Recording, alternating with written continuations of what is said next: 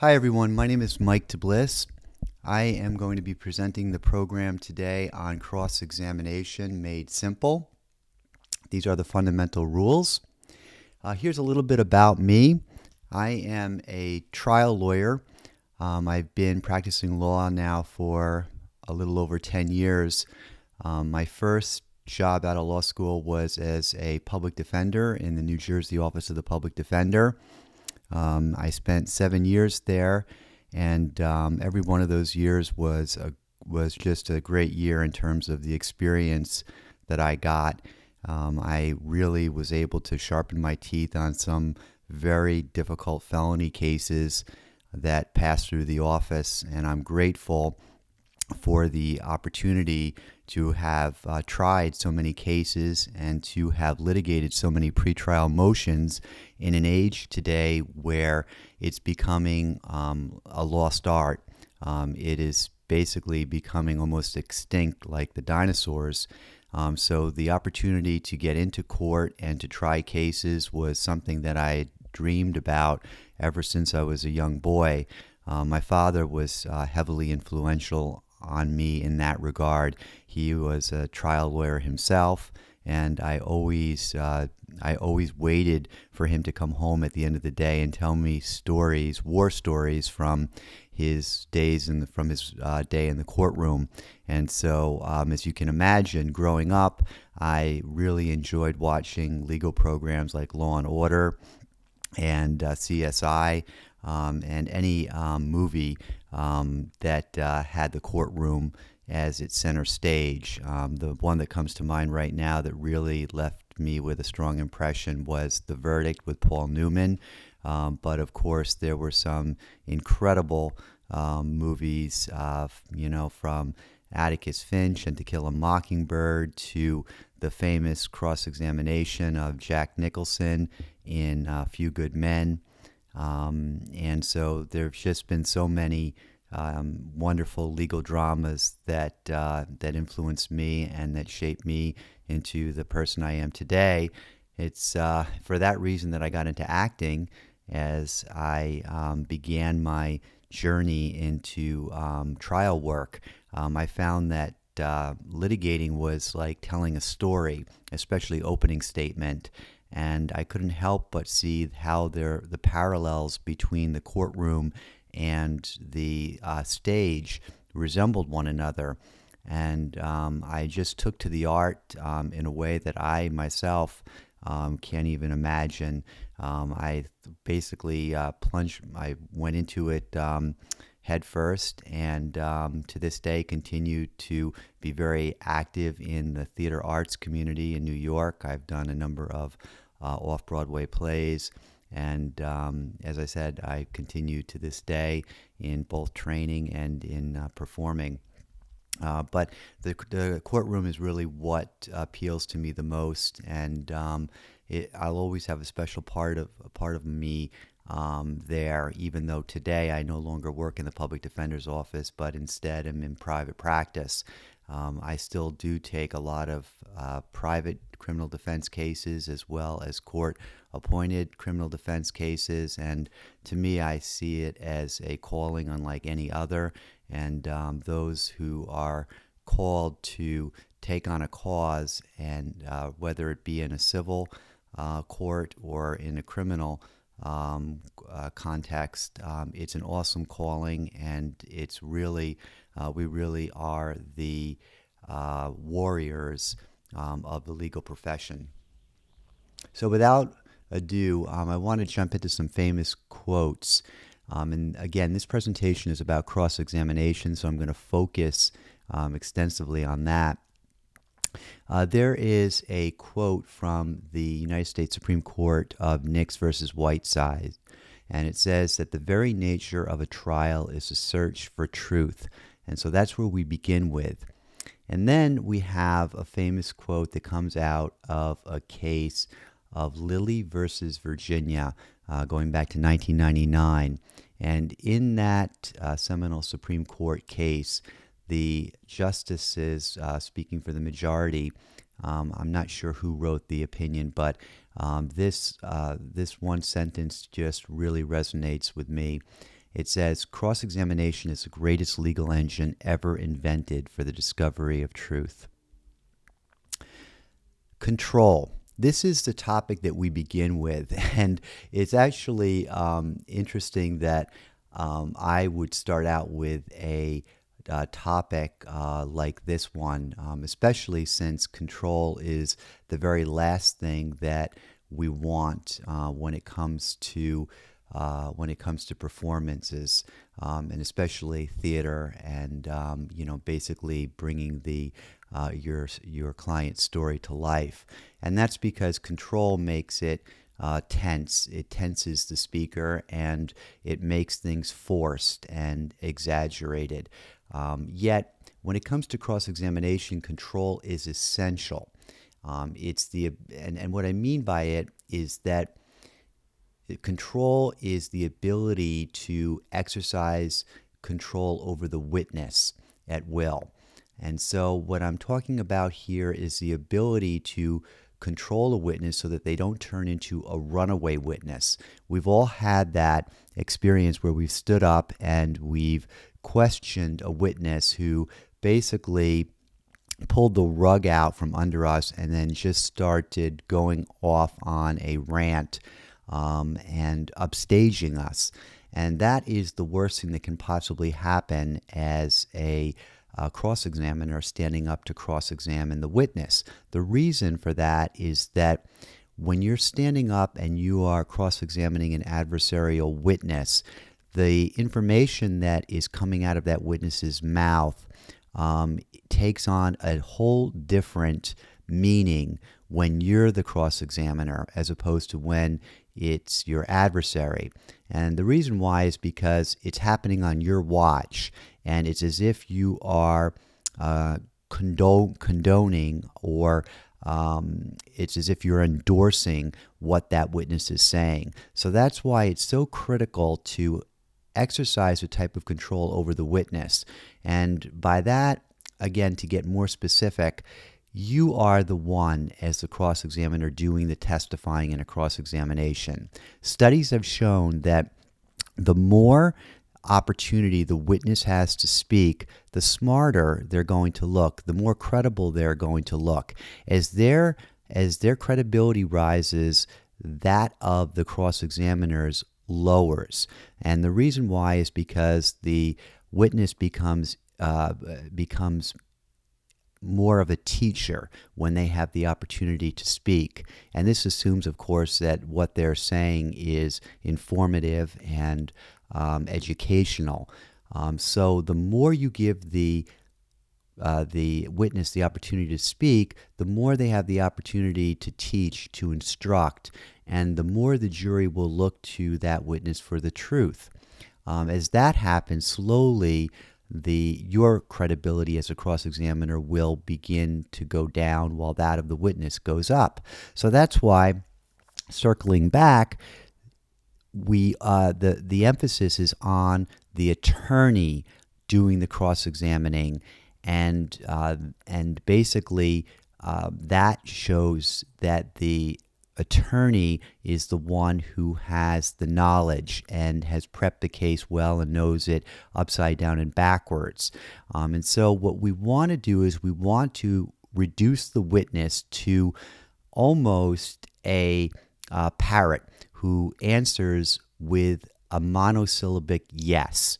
And so what we're doing is we're telling a story, and we're basically using the witness as a useful idiot, not to be disrespectful, but we don't want to allow the witness to get into any type of narrative. We want to get that witness to simply affirm what we are saying.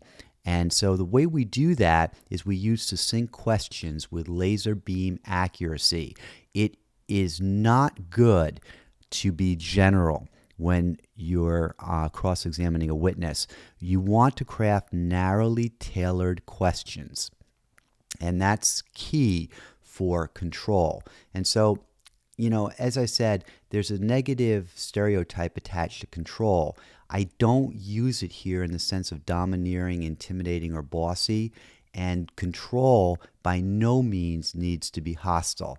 Again, it's like an oxymoron because as someone who is an actor, I have to give up control anytime I get on stage and I fill the shoes of a fictitious character and bring that character to life. If I control myself or I'm becoming a control freak, then I can't let my instincts prevail. So it's very important here to understand the meaning in which I'm using control. I don't mean it in a hostile sense or a domineering or intimidating sense. I mean it in the sense that it's absolutely necessary in order to fulfill your duty of eliciting the information you need from the witness on cross without that witness stealing the show. So the objective is to conduct a smooth-flowing fact-by-fact cross without distracting verbal mannerisms. And by distracting verbal mannerisms, what I mean here is beginning questions with, isn't it a fact that? We don't want to do that. We want to embrace the storytelling framework and simply tell the story without devolving into these legalisms. So the following is a useful method for learning control. Rule number 1, ask only leading questions. And there's a few reasons why. First, any information delivered to the jury must come from you as a lawyer and not from the witness. You want the witness to merely confirm the information with a monosyllabic yes. I had a instructor in my cross-examination class in law school. It was actually a trial skills workshop, but they broke down every aspect of the trial into a 2 or 3 week module. And when we got to cross-examination, I remember the instructor saying that whenever you could get a yes answer from the witness, that was worth 2 jelly beans as far as a reward. And whenever you get a no answer, that was only worth 1 jelly bean because no is not an affirmation of the affirmative or declarative statement leading question that you made. So yes is the answer that you're going for.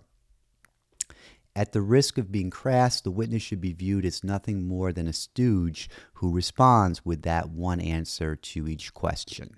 And again, no disrespect to the witness, but this is our job as the attorney who's cross-examining the witness. When the information comes from you, your credibility rises in the eyes of the jury. Again, the reason for that is because you have now taken on this role, this aura of storyteller.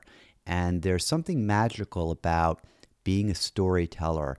And it's something that's in our DNA and that's been passed down to us from generation to generation. People like stories, especially people who are compelled to come into court each day against their will and listen to a trial, which is very adversarial. They didn't pick this. If you were to poll the jurors, the jury pool when they come in, I'd venture to say that easily 90-95%, if they were being truthful, would say that they have better things to do and that they don't want to be there. And so in today's age, when people, are in a courtroom listening to a case, they are stripped away of everything from the outside. They don't have their iPhones. They don't have the ability to access YouTube, Facebook, Instagram on demand, and the attention spans are very low. So how do we capture their attention and keep them engaged in this process? We do so through storytelling. And yes, storytelling can be done even on cross-examination. And the idea here is to keep the questions very narrow and to tell the story one sentence at a time, so that if we were to look at the transcripts of some very proficient cross-examiners, we would see a story unfolding. And essentially, if you were to remove the answer from the witness, the story would actually make sense. And what it would basically consist of are the leading questions that the attorney asked the witness, and that forms the story. And it has to be done one brick at a time, though. It cannot be done with very long, drawn-out sentences, because those questions generate long answers from the witness. So we do it with very short, succinct, and narrow leading questions. A leading question is one that does not require a narrative, and especially doesn't require a narrative for an answer. A leading question is one that is designed to evoke a yes answer. And studies have shown that the longer the question, the longer the answer. The shorter and more succinct the question is, the more likely it is to get the answer of your choice. And so it takes a lot of time to prepare the cross-examination. Okay, so again, when the information comes from you, you take on the role of a storyteller, and your credibility rises in the eyes of the jury. The jury says to themselves, this attorney is honest and well prepared. We can trust him. Second, when the information comes from you as the lawyer, it'll be presented in the form desired by you. And that's the beauty of this. You get to be the writer, you get to be the director, and you get to be the actor in this. Before I started acting, this is something that I took for granted. As the lawyer, you're writing everything. As an actor in a play, I have to take words written by a playwright that might be very foreign to me, and I have to make those words my own. I have to find similarities between myself and the character I'm playing. More so than not, there will be elements of me that I find hard to relate to the character, or elements of the character that I find hard to relate to me. And so I have to find parallels in my life to be able to climb into the shoes of this character and experience what he's experiencing and know his point of view. The beauty of being the lawyer in this saga of trial is that you are the writer, you are the director, and you are the producer. You're all three in one. And the words that come out of your mouth are the very words that you wrote as you prepared, or are the very words that came to your mind in the moment. And again, I cannot emphasize that enough.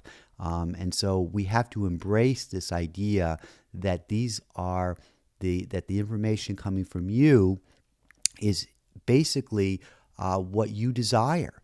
And when cross-examinations flop, there's no excuse. I mean, there will always be times when you have an obstreperous witness who's giving you a problem. But if you have drafted questions that were too broad, or drafted questions that were not designed to elicit a yes answer, then you sometimes have to look at yourself in the mirror and be very objective about whether you frame these questions properly, whether you did your due diligence and you read the discovery upside down and backwards to make sure that you were going to get the type of answer that you were looking for. This is not a scattershot approach where you throw it against the wall and see what sticks, nor is this something that you can do in the moment.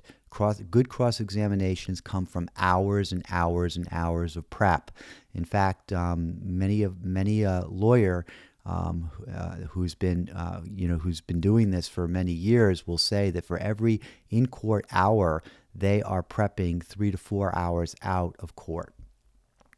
So, third, when it comes to this idea of control, the witness will be discouraged from explaining when they see that you have such a firm grasp of the case, and they'll develop a habit of responding obediently.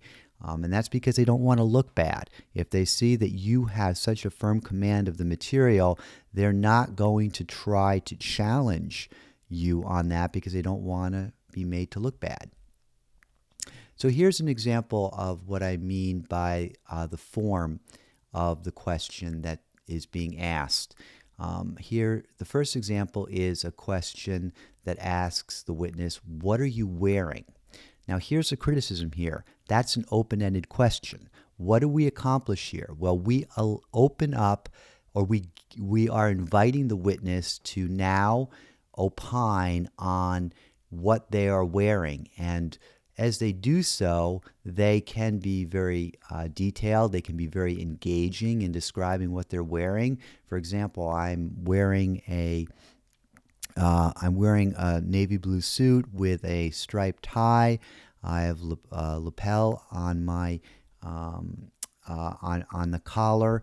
I have I have a brown belt. I'm wearing nice shoes, and these are all things that are going to build up the credibility of the witness. Another question: are you wearing socks? This is a little bit better, but it's still not leading. Again, you don't want to invite the witness to volunteer information. Question: is that a shirt you have on? Criticism: it's still insufficient for establishing control over the witness. You want to avoid beginning questions with the words are, is, do, or did. Question: you have on a shirt, don't you? That one I like. And the reason why is because it is very direct and it's leading. It's leading in the sense that it suggests the answer. You have on a shirt, right? Yeah. And so sometimes we have to go back to just basic human interaction. And as the great Terry McCarthy once said, you speak to a witness the way you speak to a friend in the bar. Now, I don't always countenance that, but the point he was trying to make is you want to keep it simple. And the reason for simplicity is because you got to keep the jury's attention. And you don't want to have a fight over every question that you ask. That's going to interrupt the story. Again, this is a story, and the more easy it is for the witness to answer yes to your question, the quicker you're going to be able to go through the story, and the more attention you're going to have.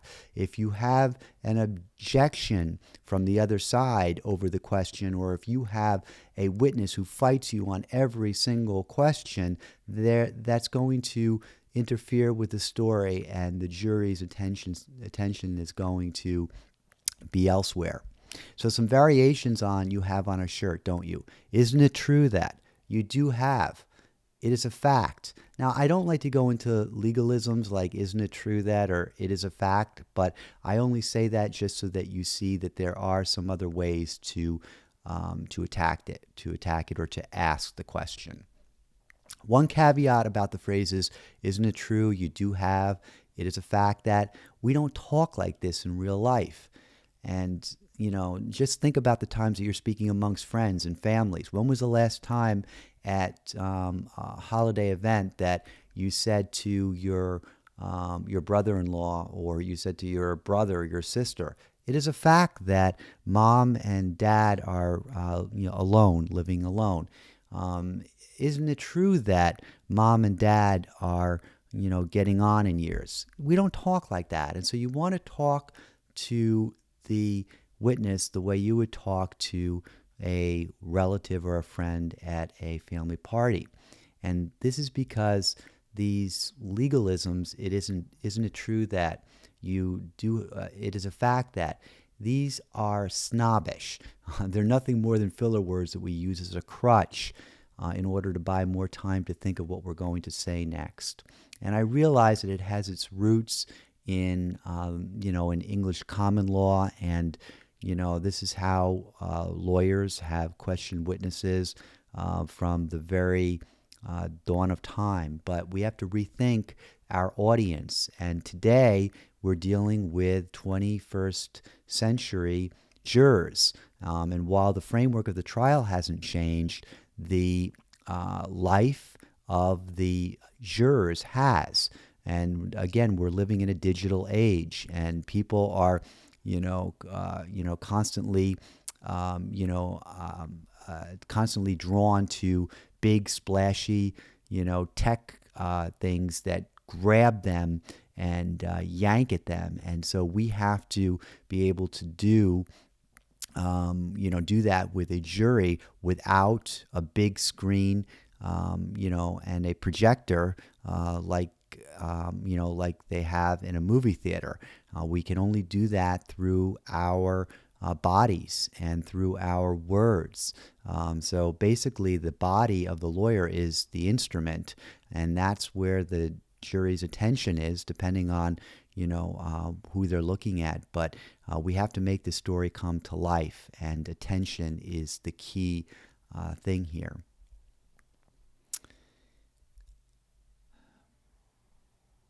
Now, you might have noticed that in a transcript there are question marks at the end of these phrases.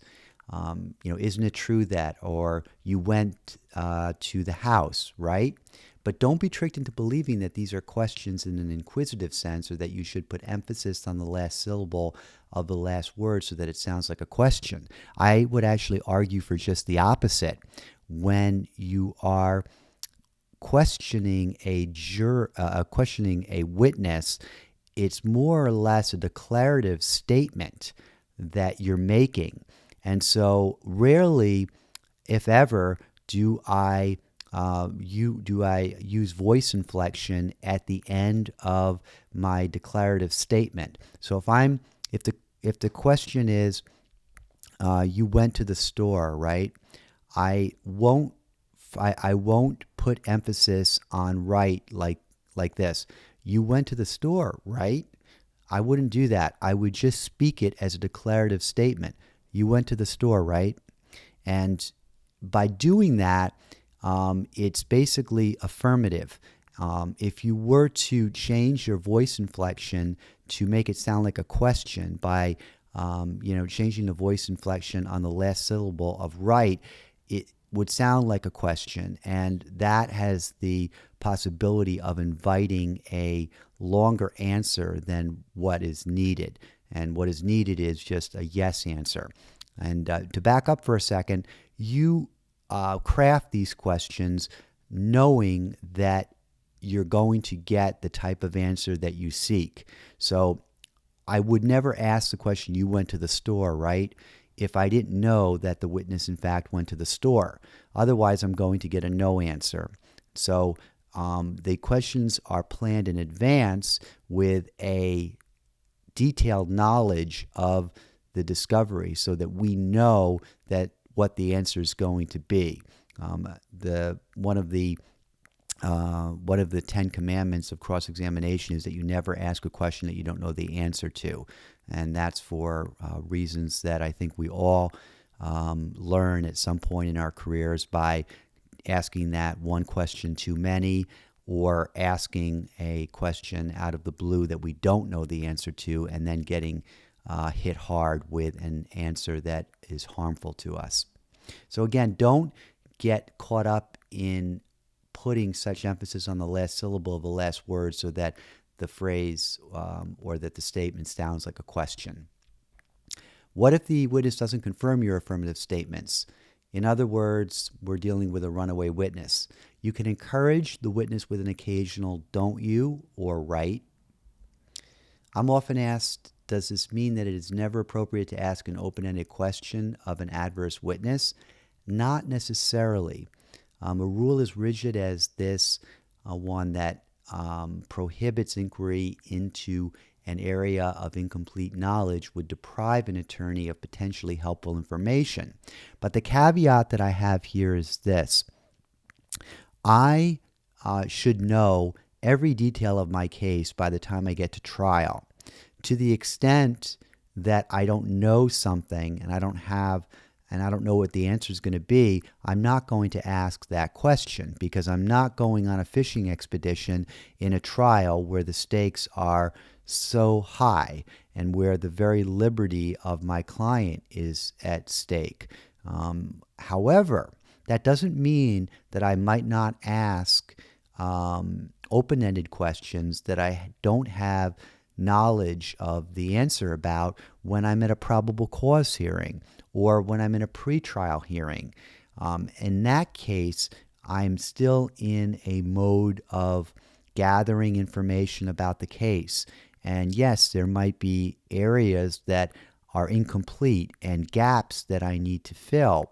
And to the extent that I can get some information from the witness on in a pretrial hearing or at a probable cause hearing, that would be very beneficial to me. If it's negative in the sense that it's harmful to me, I know to stay away from it at trial. If it's something that is helpful to my case, then I might be able to use it in the trial, or at the very least use it to impeach the credibility of that witness when he or she comes to trial to testify the second time. And so there's really no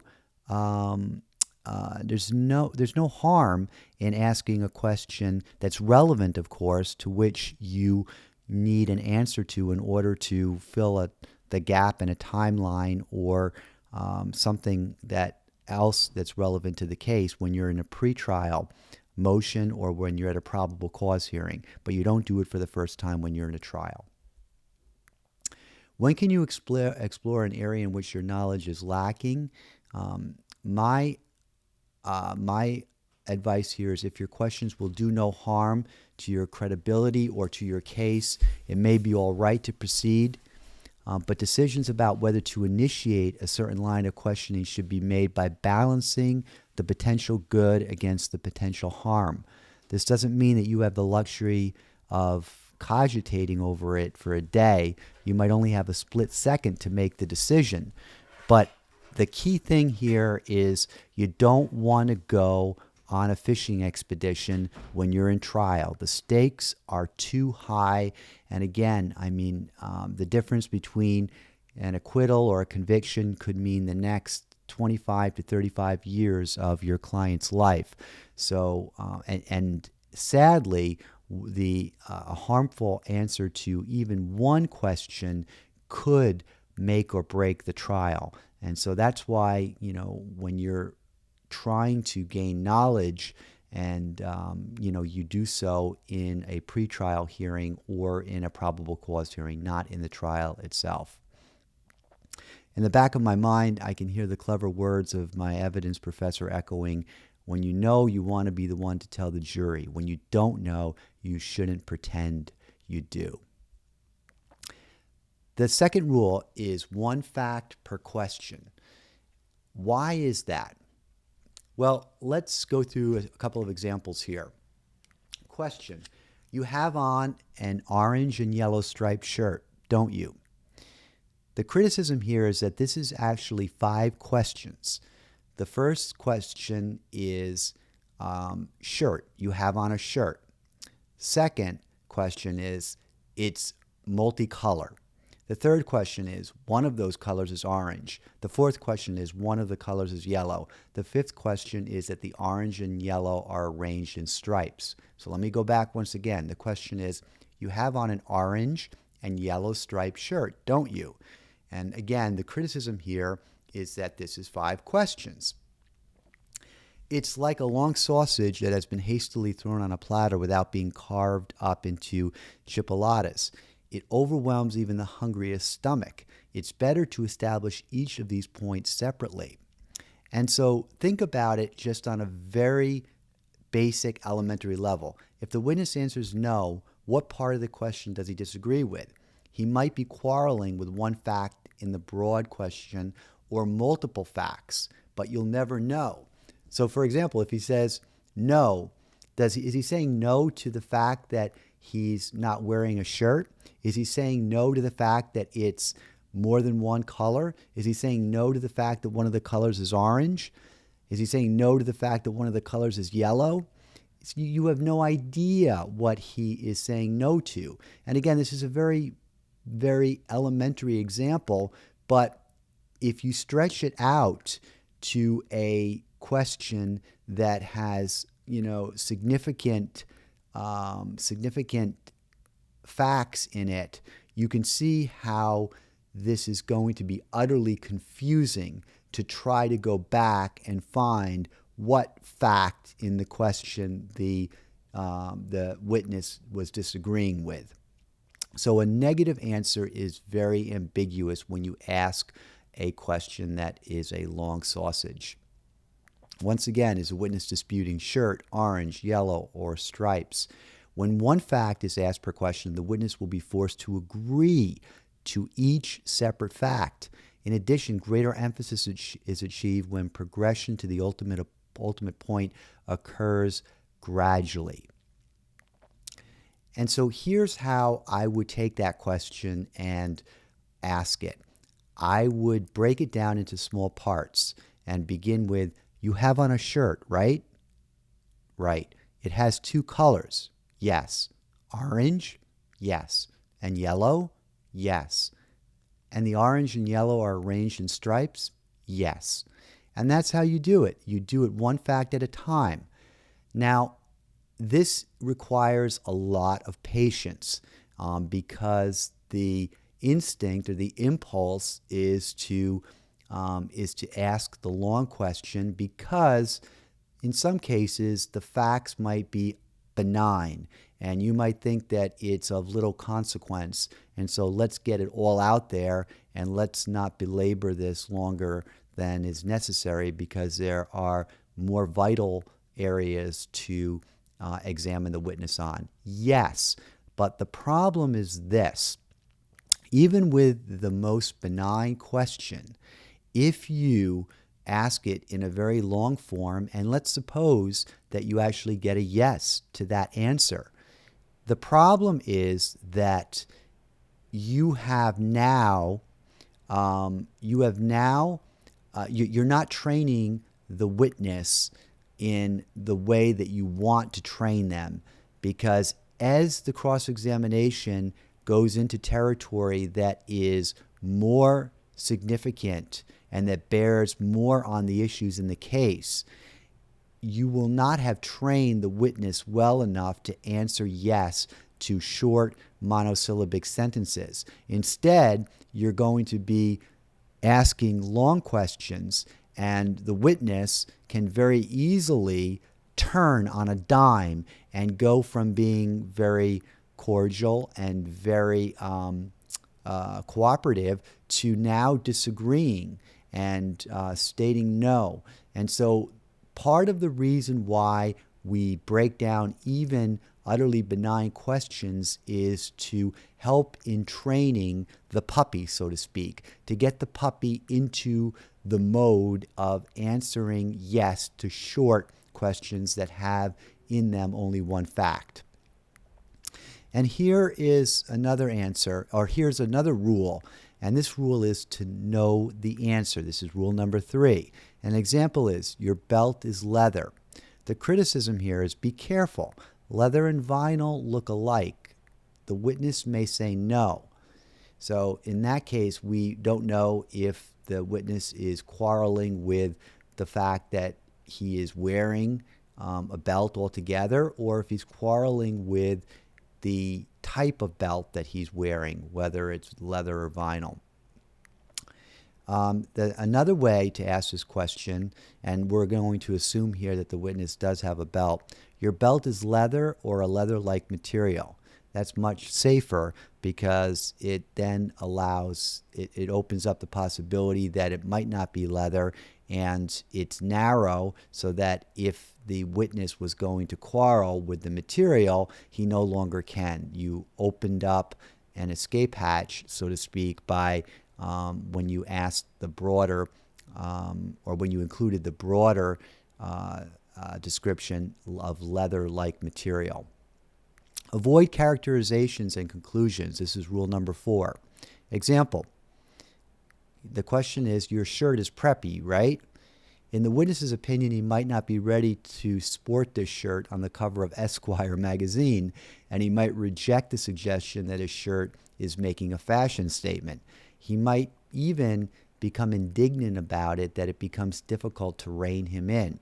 So you want to be careful with using these characterizations, and in this case, preppy would not be appropriate. Try instead. Question, your shirt is predominantly blue. It has white letters embroidered across the front. The letters are raised. They're made of soft material. They form a word, Abercrombie. So you see how we basically told the story of the shirt in 6 questions. And again, many people might consider this to be tedious and overdone, but what we're aiming at here is we're aiming at training the witness to answer to short, narrow questions. Also, if you notice, the questions get shorter as we get to the last question. And when they're shorter, it's easier for the jury to follow. And it's more conducive to storytelling. So your shirt is predominantly blue. It has white letters embroidered across the front. The letters are raised. They're made of soft material. They form a word, Abercrombie. And you can almost see the images passing through your mind with each statement that is made. And that's what's happening to the jury. They're able to follow along, and you're basically painting word pictures in their minds when you use short statements and statements that are speaking in the active voice, so that they conjure up images in the jury's mind. This is critical for storytelling. Be cautious about beginning any questions with the words so or therefore. Questions like these should be reserved for closing argument. The infamous one question too many usually begins with so or therefore. What is the question too many? There is a famous nosebite case. No less than Abraham Lincoln was a criminal defense attorney. He cross-examined the prosecutor's witness. Initially, he brought out that the witness was bird watching. Then Lincoln suggested to the witness that he, the witness, had not seen the defendant bite off the victim's nose.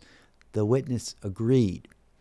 We're told by Irving Younger that Lincoln should have stopped and sat down, but he continued and violated the sacred commandment of asking the one question too many. Lincoln's last question to the witness, the one question too many, was, quote, "So if you didn't see him bite the nose off, how do you know he bit it off?" The witness responds, quote, "I saw him spit it out," end quote. So the lesson learned here is that Lincoln should have simply stopped after establishing that the witness didn't see the nose being bitten off. This is a great story and makes the point for the one question too many commandment, but it has many shortcomings.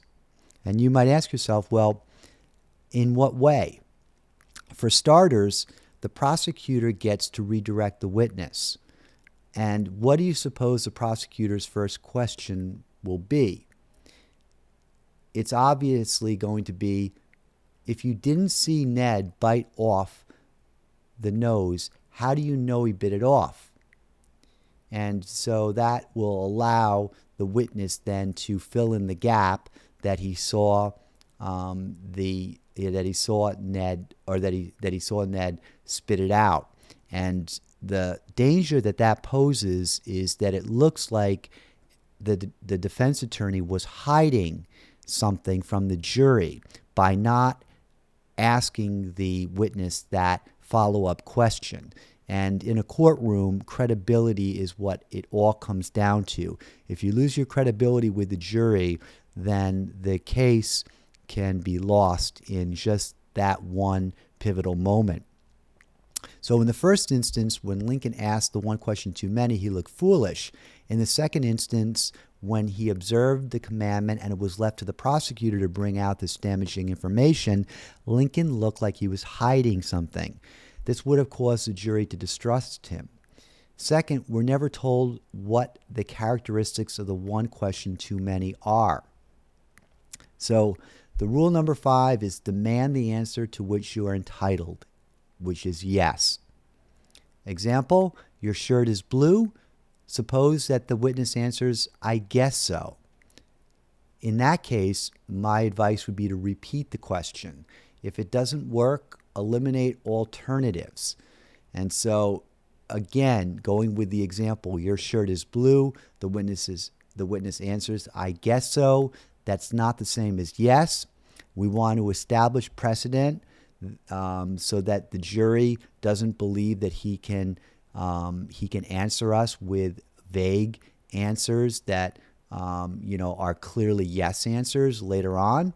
So how do we deal with that? Your shirt isn't red, John. Correct. It isn't green. Correct. It isn't red. Correct. It's blue. Yes. And that usually will get the witness into the yes mode, because the witness isn't going to want to be bothered with with all of these questions. And by the way, the witness doesn't want to be made to look bad. And so if it's obvious that the shirt is blue, all the witness is going to succeed in doing is looking as if he's being difficult and obstreperous to the jury, because the jury, you got to give them credit. The jury is going to see that the witness's shirt is blue. And to the extent that the witness says, I guess so, he's going to be viewed by the jury as just being a wise ass. And, but at the same time, you want to establish control so that this witness doesn't get sloppy on us later on. And so how do we get this puppy under control? We're going to use the questions to establish that he is being foolish and that this is an absurdity. And so what we do is we close all the escape hatches, and by asking questions in the negative. Your shirt isn't red. It isn't green. It isn't red. It's blue. So it establishes how ridiculous the witness is being and how obvious it is that the shirt is blue. Either you'll win or the witness will be the one who looks like a fool.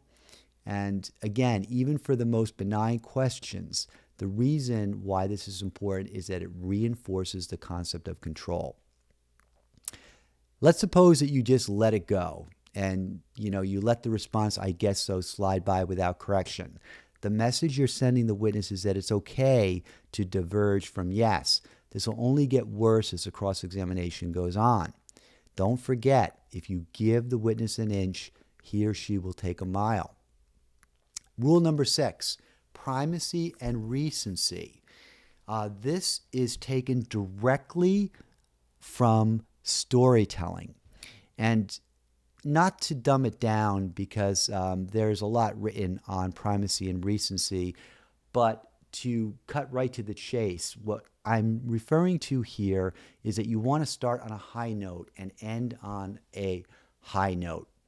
And what primacy and recency refers to is that psychologists have found that what you say at the very beginning of a colloquy with someone and what you say at the very end of a colloquy with a person is what gets remembered, or what is remembered more than what is said in between.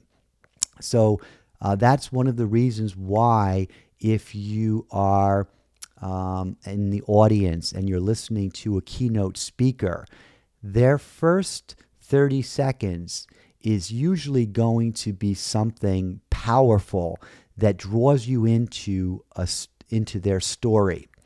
And likewise, the last 30 seconds of the speech is going to be something that is powerful and that resonates, and that's going to be utterly inspirational, because the speaker knows that what's said in the beginning and what's said at the end is going to be remembered more than what is said in the middle.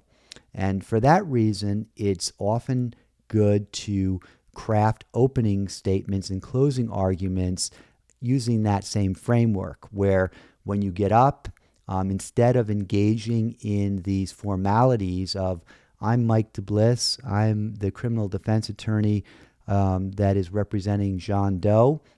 I want to thank you for your jury service. It's very noble of you to come to court. You didn't have to do this. You're taking time away from your job and your families, and I respect that. That is going to lose the jury right away, and that's also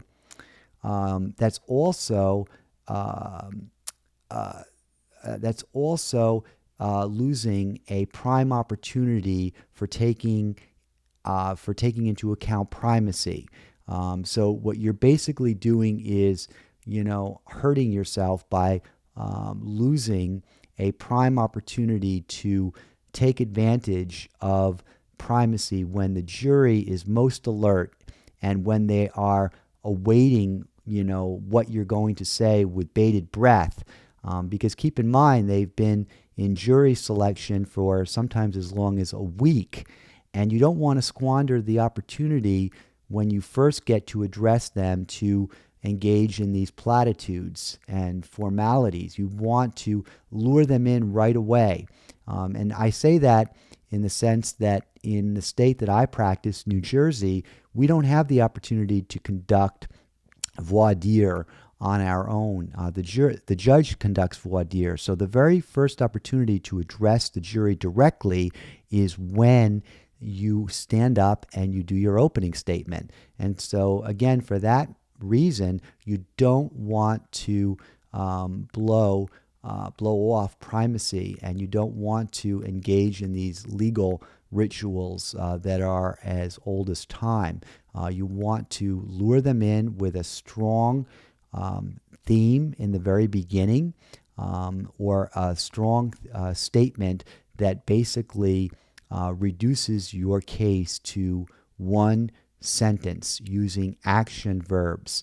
And that is a topic for another presentation. But the whole point here is that we can use primacy and recency on cross-examination just as much as we can use it in opening statement and closing argument. So again, we've talked about this. Most lawyers will start cross with a salutation. We greet the witness almost always by name and try to be polite and civil, like we're asking them out for tea and trinkets. How are you, Mrs. Smith? I know that you've come from a long distance. Did you make it here safely? We don't need to engage in that. Let's get right to the point, right to the meat, and remember these key points of primacy and recency. And again, I don't want to beat a dead horse here, but you don't want to engage in the pleasantries of, I hope you had a pleasant trip to the courthouse this morning. Let me introduce myself. I'm John Smith. If you don't hear or understand me, stop me anytime and let me know. I'll repeat the question. This won't take long. Look, we all want to be liked. We don't want to be viewed as a big bad wolf who is getting up and being disrespectful or as being viewed as hostile towards the witness. At the same time, these pleasantries and formalities are going to wreak havoc with the jury, because they've waited long and hard for you to get up there and begin your cross-examination, and enough of their precious time, in their minds at least, will have been wasted leading up to this moment. So you don't want to waste time. You want to be as well-crafted as you possibly can as soon as you stand up for cross. And again, if the jury could be speaking back to you from the jury box, they'd be saying, "Get on with it, Mr. Trial Attorney."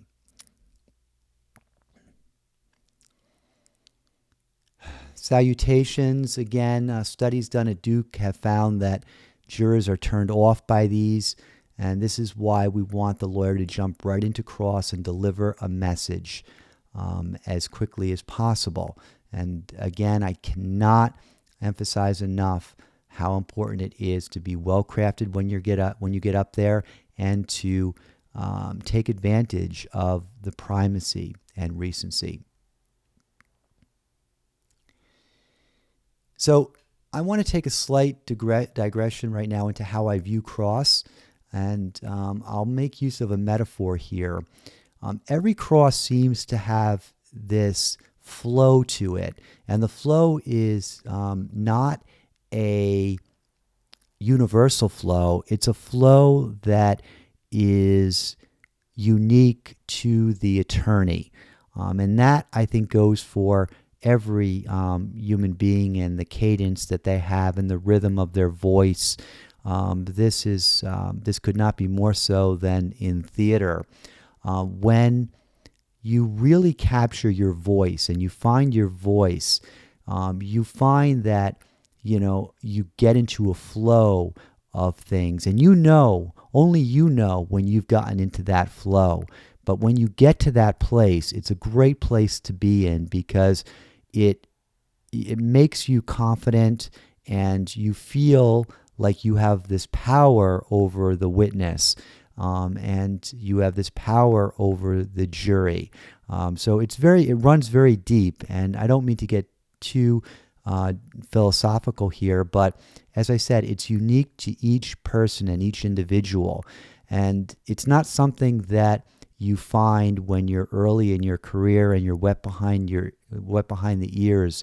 It oftentimes happens when you've been doing this for a long time, and when you've fallen down and enough times, and you've picked yourself up and dusted yourself off. But that's to say that when you get into this flow, it's really a beautiful thing. And again, there's no general framework. There's no black and white way of reducing this to a formula for getting into a flow. Everybody has their own flow, and everybody has their own ways of getting them into that flow. I oftentimes think of athletes that are preparing for big sporting events, and how some of them are listening with their earbuds in their ears to hard rap. Others are, just walking around in a state of almost meditation. And so everybody, preparation is unique to each individual person, because we're all different. But there are 3 segments that I've found that a good cross can be reduced to. And this doesn't mean that this is a flow.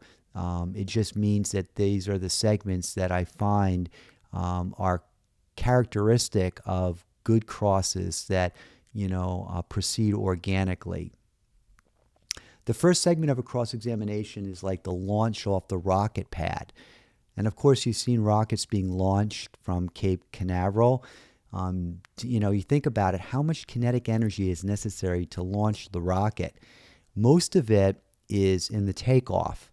You see all the power with the rocket boosters, and you see all the fire that's propelling downward, the flames shooting out. The rocket is hardly moving, and then slowly it begins this upward trajectory. The second segment of the rocket launch is the booster rocket, where you want to get out of the atmosphere and into the stratosphere. The third segment puts you into the stratosphere.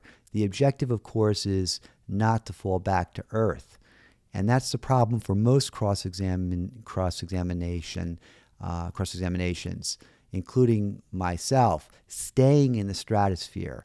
That's, to me, the goal of a good organically flowing cross-examination, getting up into the stratosphere and staying there. All too often, it's easy to get into the stratosphere, but it's hard to stay there beyond just a couple of seconds before falling back down to Earth. Most good cross-examiners can get themselves into the stratosphere, but how long they can stay there is another story. So let us apply primacy to cross-examination. Consider a purse snatching case. And in this case, we have Sally, who leaves O'Brien's tavern around midnight. She has to walk 4 blocks to get home. The second block requires her to walk under an overpass. Now, at one time, there were lamps that illuminated the darkness underneath the overpass, but they've since burned out a while ago and they were never replaced. It's pitch dark underneath the overpass. As Sally's walking, she sees the shadow of a man jump out from behind a pillar. The assailant snatches her purse and runs. So Sally is the victim of a robbery, and she's called into court to testify. On direct examination, Sally identifies Ned, your client, as the man who mugged her and stole her purse. To add insult to injury, Sally says, quote, "I'd never forget his face." Now you stand up to cross-examine Sally. The idea is to start with primacy, or whatever your strongest fact is. As hopeless as the case might seem, in my opinion, there are always good facts that exist and that have to, be searched for, but they're always good facts. A fact that you might not think is bad might at the very least be neutral, or when viewed in context with another fact, be so mitigating as to make it a good fact for you. So it's important to view facts not only in isolation, but in combination with other facts in the case. But the point is to start the cross-examination out with your strongest fact, because again, we want to seize on this idea of primacy. So what are the good facts in this case? Again, at first blush, it appears as though there is utterly nothing good that can come out of this. This is an eyewitness identification case. It was pitch dark when Sally saw her mugger. The defense is likely to be mistaken identification. Note, however, that other good themes might exist. First, other bar patrons saw Sally taking shots at O'Brien's throughout the night and described her as being 3 sheets to the wind before leaving. All right, that might be stretching it a little bit, but again, you never know what you get until you interview the witnesses at the bar and find out what her condition was right before she left the bar. You might find from one witness who was seated in the back of the bar that those were the observations he made, and that could lead to breaking the case wide open. However, good facts like that are definitely few and far between. Second, it might be a cross-racial identification. Third, Sally's description of the mugger might not completely fit Ned. So these themes can only exist or be found through pick and shovel work and through an inordinate amount of investigation from the very beginning of the case. And that's why investigation requests are critical when you get a case. And I think it actually requires a mind shift, because if you view every new case that comes into your office as if it's going to trial, you can't help but roll your sleeves up and begin with investigation requests right from the get-go, and begin asking questions that go beyond just what the discovery says. And a lot of this also has to do with how you read the police reports. If you take every fact that's alleged in the police report as if it's the gospel, then you won't challenge anything. But if you question different things that are in the police report, and you question different statements that are made by the victim and the witnesses in the case, then you begin looking at the case in a whole different light. And that often leads to investigation requests of witnesses like patrons at the bar, or going into detail as to what your client was wearing on the night this happened, where he was on the night this happened, going to interview other people who were with him or her to determine if there's a viable alibi. So let's use the fact that it was dark as our theme for primacy. You might begin your cross by asking, quote, "It was dark out that night." And often primacy is thematic. Another great source of primacy is impeachment. Personally, the one that gives me the greatest pleasure and the one that I can't wait to use is available in criminal cases when cross-examining the deceptive snitch with a prior criminal record who sits in jail plotting his own freedom at the expense of your clients. So here's a question that you might begin with in cross-examining the snitch. Again, with a prior criminal record. Question: we can agree that you're a convicted felon. Or if this doesn't strike your fancy, you could always start with, quote, "You would do almost anything to avoid going back to jail." Now, the witness might talk back to that and might give you some lip and resist it, but at the end of the day, all he would be doing is looking foolish, because I can't think of anybody that would want to go back to jail. So beginning a cross-examination of a snitch with a prior record with the question, "You would do almost anything to avoid going back to jail," is a very powerful theme and a great way to exploit primacy. Just as you would start on a high note, so too do you want to end on a high note, and that's what's meant by recency. So let's return to the purse snatching case. Assume, as is often the case, that Sally is not a drinker. Instead, let's go the total opposite and say that she's a volunteer who was raising money for a charity to help find homes for abandoned and neglected children. In that case, she's a very empathetic person and very likely viewed by the jury as pure as the driven snow. Let's suppose also that there's no cross-racial ID and that her description matches Ned in every respect. We still have the fact that it was dark out as our primacy, but what do we have for recency?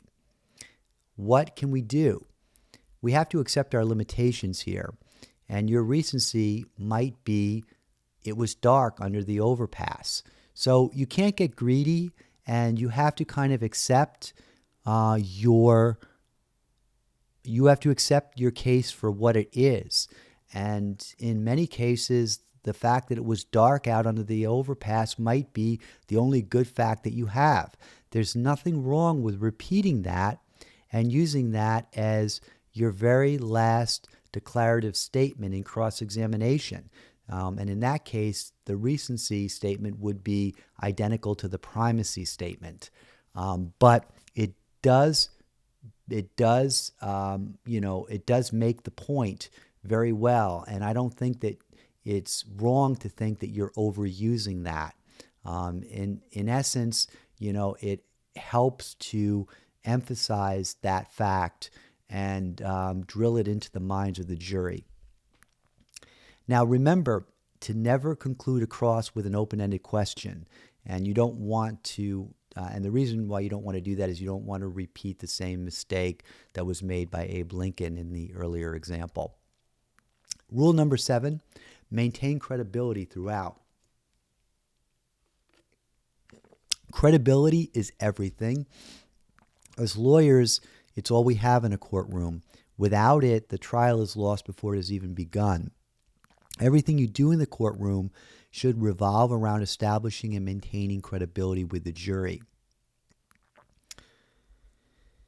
Tips for maintaining credibility: your affirmative statement should never be inconsistent with the theory of your case. Always remember that there will be redirect. The example that I gave earlier really drives that home. The fact that Abe Lincoln might have sat down before asking the witness, how do you know that my client bit the ear off, doesn't excuse the fact that on redirect, the very first question the prosecutor is going to ask is that follow-up, is that very same question. And the witness is going to answer, because I saw him spit it out. And that's not going to look good on you. It's going to look as if you were trying to hide what is a very damaging fact from the jury. And in that moment, and which might have taken all of 1 minute, your credibility will have sunk faster than the Titanic. So you got to be very careful and very mindful of these things. I oftentimes look at them as a psychological factors that go on in the courtroom that we aren't trained to detect. As lawyers, we are trained with dealing with the facts. We're trained with dealing with a theory, with a theme. But these human factors that come into play, or psychological factors, sometimes have greater weight, or sometimes are accorded greater weight by the jury than the very things that we've been trained to, be scrupulous about in law school. All right, so you don't ever want to appear unfair or sneaky. The rule number 8 is be patient. And oh my gosh, I mean, if I were to begin telling you how patient it's how much patience, or how important it is to be patient in acting, I can tell you about so many experiences where I've been impatient and where I've rushed scenes, and how that has been my Achilles heel as a young actor. Being patient is a loaded term. In acting, we basically view rushing as the enemy of the moment. When an actor rushes the moment, it looks like they are simply spewing out lines because they're afraid of forgetting the line. And when they do that, even if the actor is good, it's as if the words that are coming out are disproportionate to the behavior of the person who the actor is responding to. And it's a very inorganic way of recreating reality. And that's what we try to do as actors. We try to create, reality on stage. And all too often, when an actor is being given a script to memorize, the words come out manufactured. And they come out in a way that is just inorganic, not natural. And the reason for this is because the actor isn't listening to the statement or to the lines that are that he's hearing and receiving from his scene partner. The actor is basically tuned out, so to speak, and is on autopilot, only waiting for the last word that the scene partner says in order to trigger his line. And this problem rears its ugly head even in professional actors, where we get so consumed with our lines and with speaking our own lines that we don't listen to the delivery of the lines by our scene partner. So when it's our turn to speak, our answer or our lines often are out of proportion to the lines that were spoken by the other actor. And it becomes, instead of an organic conversation, or instead of a scene where the actors are taking each other in and responding truthfully to what they're getting from their scene partner, they're simply spewing out lines for the sake of spewing out lines. And so if you see one actor who is in a state of perpetual sadness delivering a line to another actor, and that other actor, begins shouting at the person, unless that's what's called for in the scene, it appears as though the actor that has responded by shouting is simply in a play all by himself, because they haven't taken their scene partner in to see the despair in their scene partner, and they haven't adjusted their behavior to make it congruent to the despair that they were getting from their scene partner. Instead, they're simply, working off of themselves. And so in order to achieve reality in theater, it's so important to listen, even though the words we're speaking aren't the words that, that are our words. Instead, they're the playwright's words. The behavior is everything in theater. If it were just a matter of the words, we would simply hand out the script to the audience as they come in, and instead of performing the play, we would just give the audience 3 or 4 hours to read through the play on their own, and and read it as if they're reading a book in complete solitude. But audiences come to the theater to see the behavior, and the behavior can only be seen and shown and exhibited if the actors are taking one another in and are allowing themselves to be pinched by their partners, and and that's the stuff that good plays are made of. And so as actors, we're taught that things take the time they take, to live in the moment and to finish the moment, and to be patient and to wait to see what our partner does, and not be in such a rush to get out that line that maybe has caused us immense discomfort to memorize and immense time. And we want to work from moment to moment and be as spontaneous as possible in a courtroom. That's a key trait for lawyers as well. The more scripted we are, the more mechanical and rigid we are in the courtroom, the more we're going to fall into the stereotype of being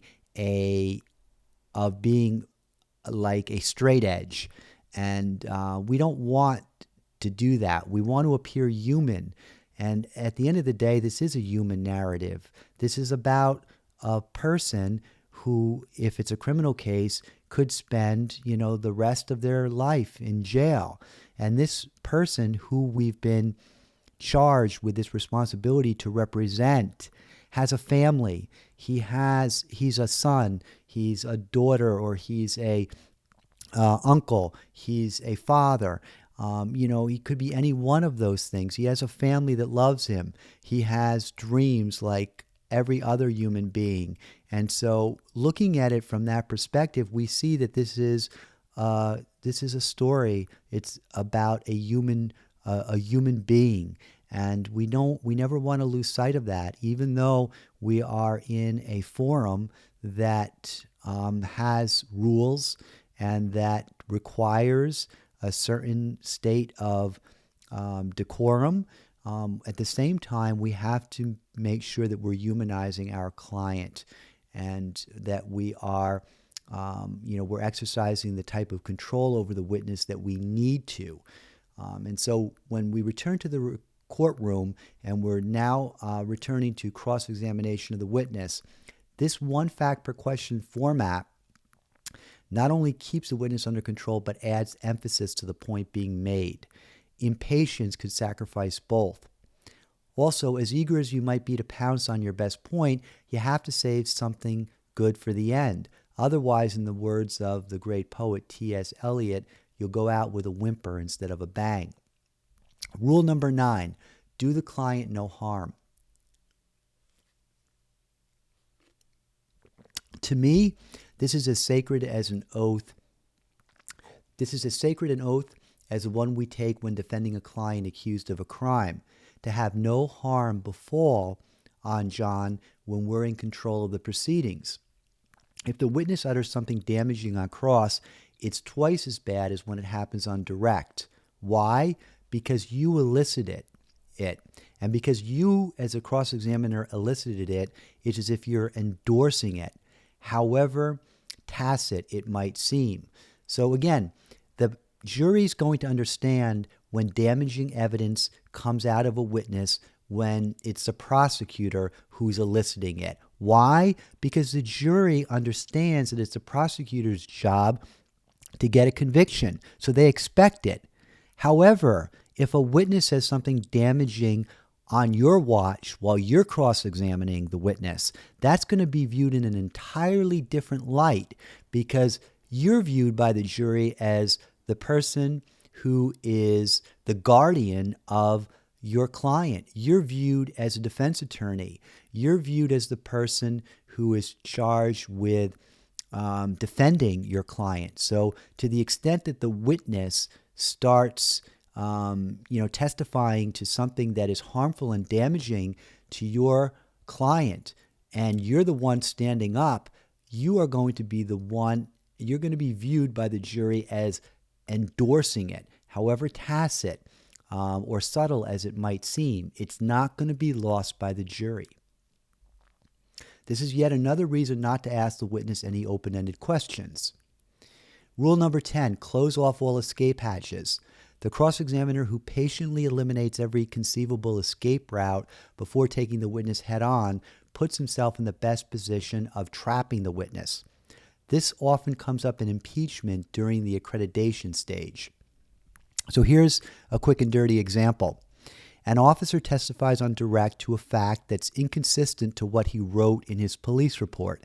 You want the jury to consider the earlier statement, the one made in the police report, as being the reliable and true statement because it's more favorable to your client.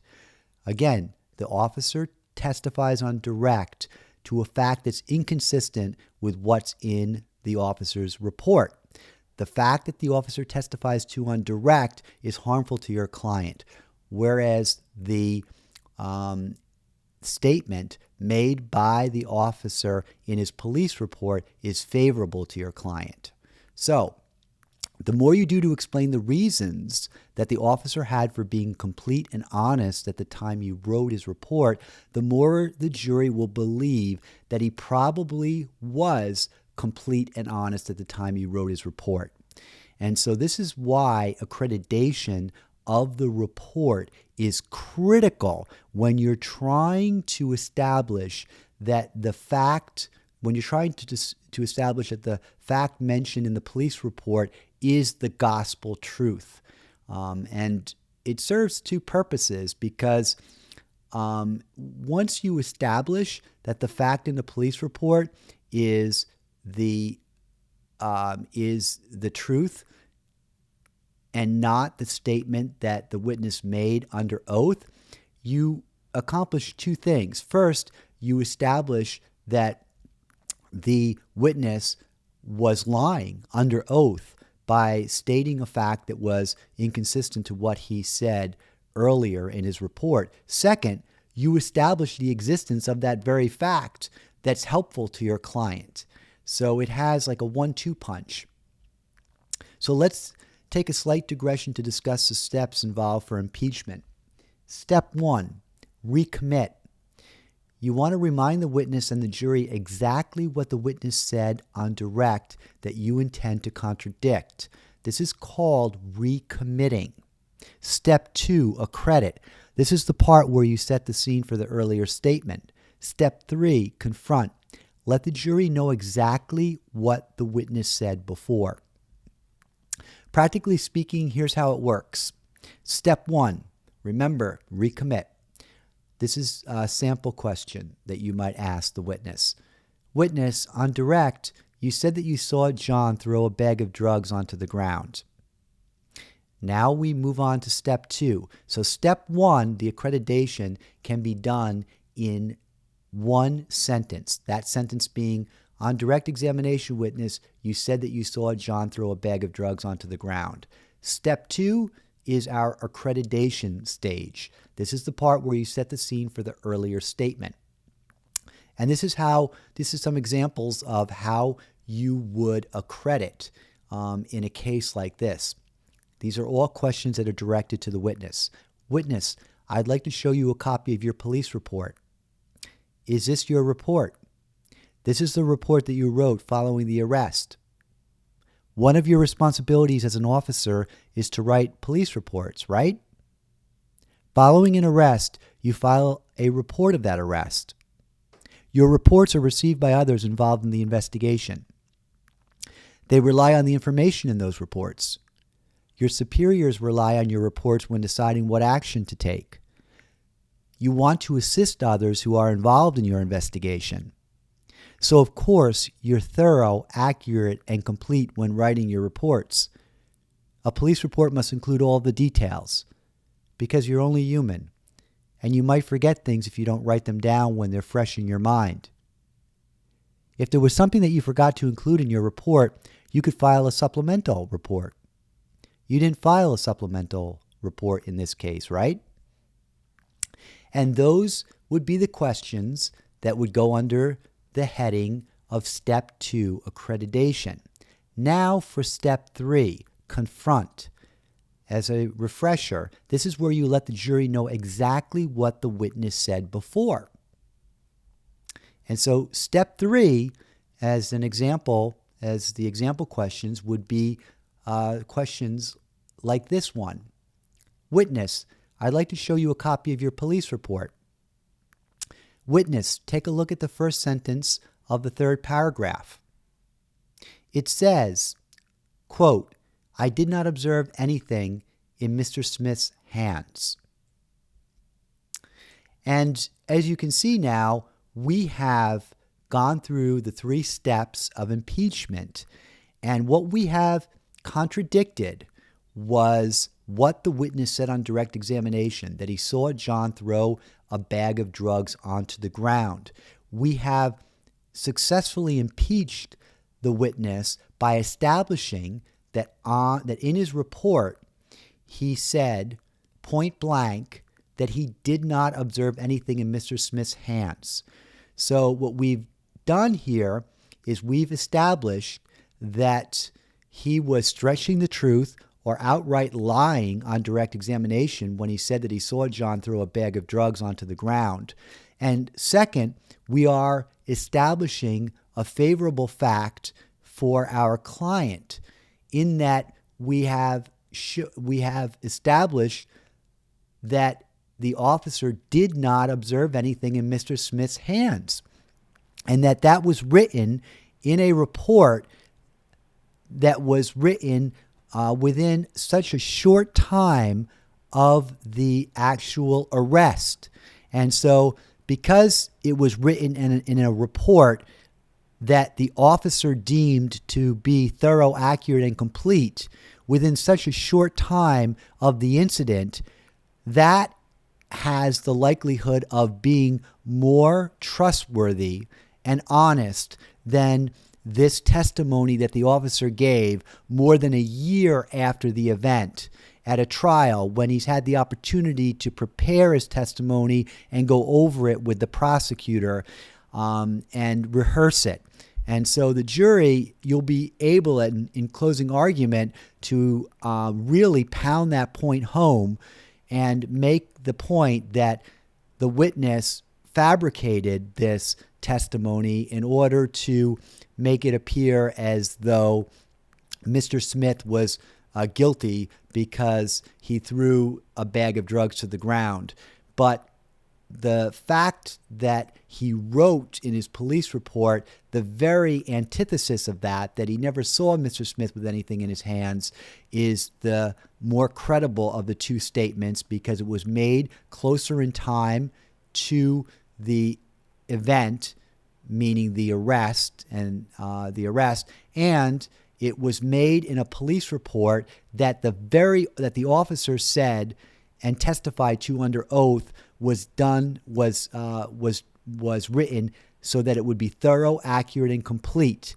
And he knew that his superiors would rely on that police report, and he knew that they would rely upon it to make decisions on whether to prosecute or not to prosecute. He knew that his very credibility as a police officer hangs on how thorough and accurate he is with his police reports. He's had hundreds of investigations since this last arrest. So all of these things are going to basically raise the credibility of the earlier statement in the police report above any statement that he made under oath. And at the same time, it's going to make him look as if he was stretching the truth at the very least, or that he was outright lying when he made the statement that completely contradicted the statement in his earlier police report. As an aside, I'd recommend concluding the impeachment here, where you basically confront the witness with the police report and read to him the line that contradicts his testimony in court. Quote, "I did not observe anything in Mr. Smith's hands." I'd recommend stopping the cross-examination or the impeachment right then and there. You have all the ammunition you need to drive your point home in summation. Daryl Dantzler, former dean of the National Criminal Defense College, cleverly dubbed this rule, "Never insult the alligators before you finish crossing the swamp." And this is a precursor to rule number 11. Let's set the stage. You're cross-examining a critical government witness. You're in an area in which you're unable to establish your point by prior statement or through other witnesses. Cooperation of the witness is essential. The key here is the manner in which the questions are asked. The tone should not be hostile. Accusatory wording or a hostile attitude will almost always result in the witness putting up a wall, pushing back, being uncooperative, closing down, just the proverbial witness who crosses his arms, looks down, and is paying you no moment whatsoever. Example, Miss James, you wanted to help catch the man who did this terrible thing to you. And you want to, speak those words without them being mechanical and devoid of any emotion, because the victim has in this case gone through I believe it's a robbery, because we are piggybacking on our last hypothetical. So, Miss James, you wanted to help catch the man who did this terrible thing to you. Question, you knew the police needed a description so that they could look for him. Question, you gave them a description because you wanted to help them. Question, you saw them taking notes when you described the man, right? And what you told them was, you'd read from her statement, this sets up an incomplete description to impeach an eyewitness identification. Not surprisingly, this will backfire if it happens on the heels of a pillage and plunder strategy on another topic. So if you're trying to get something that you need from this witness after you've come out swinging at this witness earlier on an utterly benign point, the witness is not going to be so willing to cooperate with you on what you need. And in that case, what you're going to have is a tug of war back and forth. And it's going to be painful for the jury to sit through this, and it's going to gut your storytelling because it's going to turn the courtroom into a very hostile environment by turning the witness into a recalcitrant witness. So think and be very careful at coming on hard with your witness before you have gotten to points where you can get them to make concessions, but that you have to establish some rapport first. You don't want them to close down to you because you've come out at them with guns ablazing in the beginning, and now you've given them license to be difficult with you. You want to establish some courtesy and decorum with them up front and save those loaded questions for later in the cross until after you've got them to make the concessions on more significant points that you know you can get them to make concessions on, but you know that they're going to be a little uncomfortable in doing. The more gravitas you have in doing this, the more likely it is that you're going to get the witness to agree with you with these questions, so long as you treat them with soft gloves. So this technique is most productive early in the exam, hence the expression, never insult the alligators before crossing the swamp. This cooperative technique also depends on your willingness to adapt quickly to alternative justifications in order to maintain agreement. This is not the time to insist on your exact words. And so the idea here is don't be literal, be essential. If you're not getting the exact words from the witness, close to the exact words might be good enough. So good enough might be the best, so that you're not in a tug of war with a witness and you're not instigating and provoking them to be difficult with you in a later time when you really need their cooperation. Rule number 12, don't lose sight of the target. Never forget that your goal is to persuade the jury, not the witness. One of the biggest traps attorneys fall into is trying to convince the witness that he or she's wrong.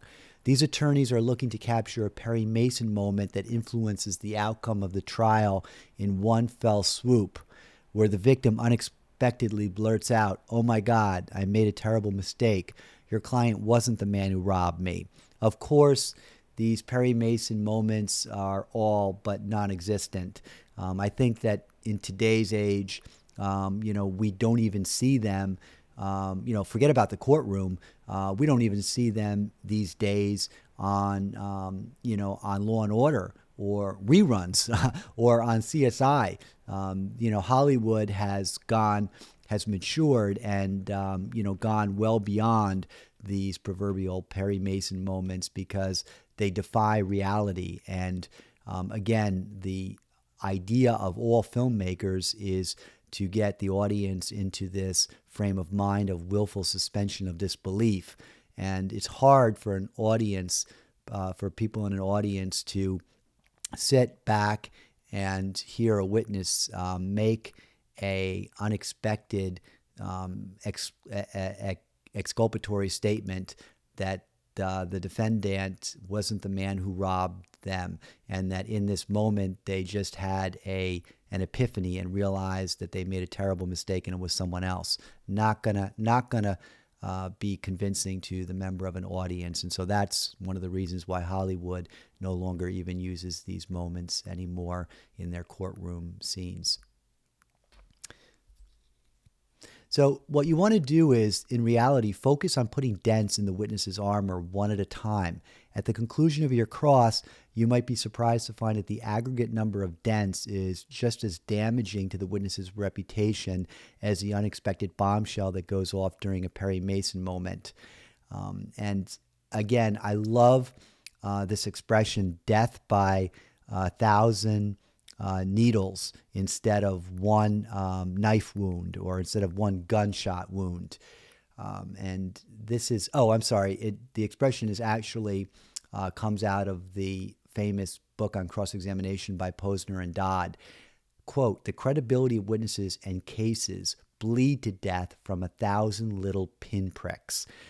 So if you think you're going for the Perry Mason moment, I hate to be the bearer of bad news, but it ain't going to happen.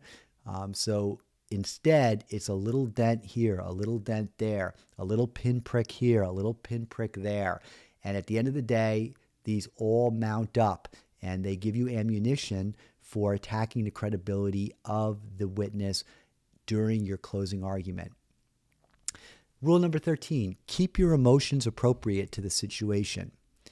A contradiction on a minor point may be corrected better by using a prior statement to refresh the witness's memory than to do a full-blown impeachment. A concession from an adverse witness may be more important than discrediting him altogether. As a colleague of mine once said, never shoot a mouse in the ass with a cannon. And the reason for that is because if you try, for example, if the witness forgets the color of a car, and that's not a significant fact in the case, and you say to the witness the car was red, and the witness says, no, I don't think so, the car was blue. If that's an insignificant fact, and now you go off into impeaching the witness using those 3 steps that I suggested earlier, you'll make your point. Oh my, you'll make your point. But when it comes time to impeachment later on a more significant fact in your cross-examination, it's going to be diluted substantially by the fact that you've wasted 5 minutes at the very beginning impeaching or shooting this mouse in the butt with a cannon on such a benign and trivial fact as to, in the minds of the jury, be viewed as small and be viewed as very jealous almost. It's going to put you in a negative light. And so be careful, because you might be able to refresh your recollection of the witness without going into a full-born impeachment by accrediting the police reports or a statement and then confronting them with it. And, again, that's going to detract from a later impeachment that might fully warrant all the steps of impeachment by contradictory statement. Rule number 14, get permission for the kill. When you've got the witness on the ropes and you're salivating to unleash the final blow, wait until the jury gives you permission. If you strike too soon, the jurors will identify more with the witness than with you. In other words, they'll bleed with the witness. So until they share the attorney's sense of outrage at the witness's deception, an overt attack can cause a jury to come to the witness's rescue and to instinctively protect him or her like a mother bear protecting their cub. I've seen this play out so many times in trials where the witness is, where there's a status issue, and the witness is perhaps an older person and the lawyer is a young attorney, or an experienced or veteran attorney, and they come at the witness so hard that even though the witness might truly have been deceptive and might truly be lying right out of their teeth, the fact of the matter is that the human dynamics playing out in the courtroom will win the day. If the jury feels that you're a big bad bully that is picking on the witness and that the witness is being pummeled, like an amateur boxer in a ring with a experienced heavyweight, they're going to bleed for the witness, no matter how deceptive that witness might be. So understand the dynamics of the situation. I like to call this the status issue.